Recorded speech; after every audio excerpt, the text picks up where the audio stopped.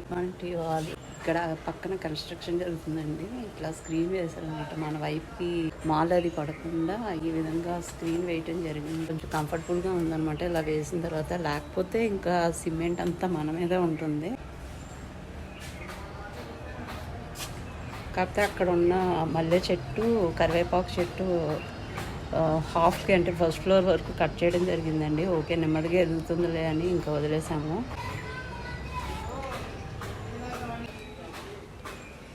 ఈరోజు Sunday preparations ఎలా జరుగుతున్నాయండి. ఈరోజు బ్రేక్ఫాస్ట్కి అయితే నేను చియా సీడ్ పుడ్డింగ్ చేస్తానండి. మ్యాంగోస్, పొమగ్రానేట్ సీడ్స్ అవి ఉన్నాయన్నమాట.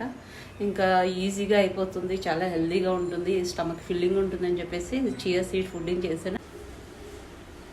సో ఉంటాను విండోలోంచి అండ్ కాసేపు బయట కూర్చుంటాను. బర్డ్స్ అయితే అసలు చాలా బర్డ్స్ ఉన్నాయండి. ఎన్ని బర్డ్స్ వెళ్తున్నాయో ఈ వేప చెట్టు మీద. ఆ పక్షులు కిలకిల రావాలి. మార్నింగ్ చాలా బాగుంటుంది. బ్రేక్ఫాస్ట్ అయిపోయింది కాబట్టి ఇంకా మెల్లిగా వంట స్టార్ట్ చేశానండి. ఈరోజు మా సండే స్పెషల్ వచ్చేసి క్రాబ్స్ అనమాట. చూస్తూ ఉంటాను విండోలోంచి అండ్ కాసేపు బయట కూర్చుంటాను. మా వారైతే మార్కెట్ నుంచి వచ్చేసారండి. పీతలు తీసుకొచ్చారు.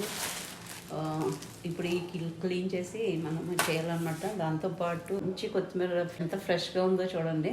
ఎంత అండి ఇది? ఈ మొత్తం బంచ్ 30 రూపీస్. చాలా బాగుందండి, ఫ్రెష్గా ఉందన్నమాట. అసలు ఎంత అరోమాగా ఉందంటే దీంట్లో చాలా బాగుంది. కావాల్సినంత వాడుకొని మిగతా చాలా జాగ్రత్తగా స్టోర్ చేసుకుంటే ఉపయోగపడుతుంది. లేకపోతే అది ఇది అయిపోతుంది. ఇంకా పీతలు వచ్చేసి, కొత్తిమీర వచ్చేసింది. ఇంకా దీంతో పాటు మా వారు ఫ్రూట్స్, జామకాయలు అండ్ ఇవి చక్కెరకాయలు, అరటిపళ్ళు అనమాట.